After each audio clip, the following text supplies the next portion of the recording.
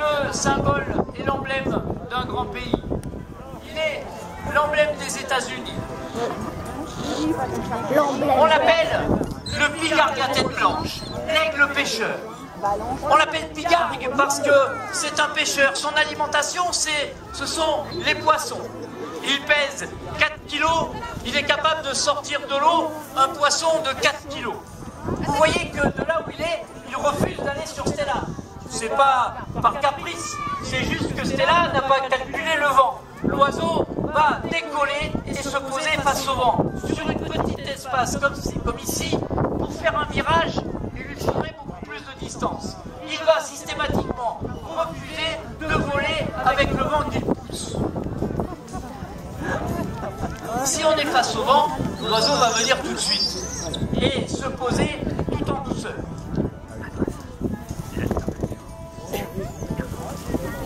Cet oiseau, à la naissance, il était tout noir. Il n'aura le bec jaune, la tête blanche et la queue blanche qu'à partir de l'âge de 7 ou 8 ans. Ça lui prendra 6 ans pour que tous les ans, à la mue, les plumes poussent avec une couleur différente.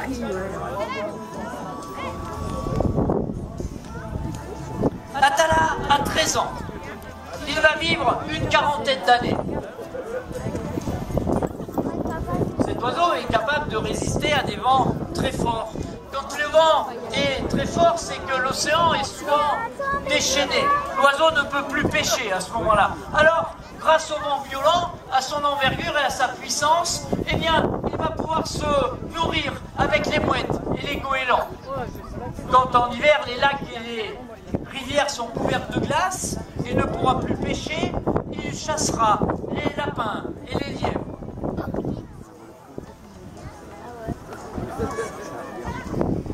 Atala est un mâle. Il pèse un petit peu plus de 4 kilos. Une femelle dans la même espèce pourrait peser jusqu'à 6 kilos.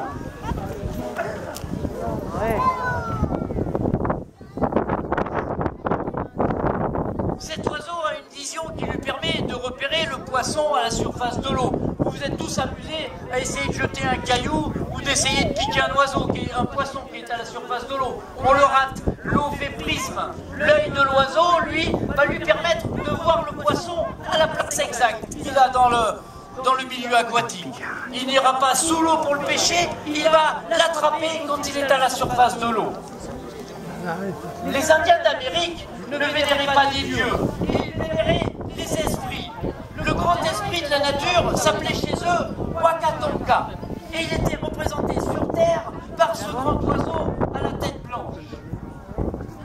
Et les légendes indiennes racontent que tant que l'on verra voler ce grand oiseau au-dessus des grandes plaines, c'est que l'humain n'aura pas complètement abîmé la planète. Il s'appelle Atala, il a 13 ans et il vous a fait voir le vol du pigargue, l'aigle pêcheur.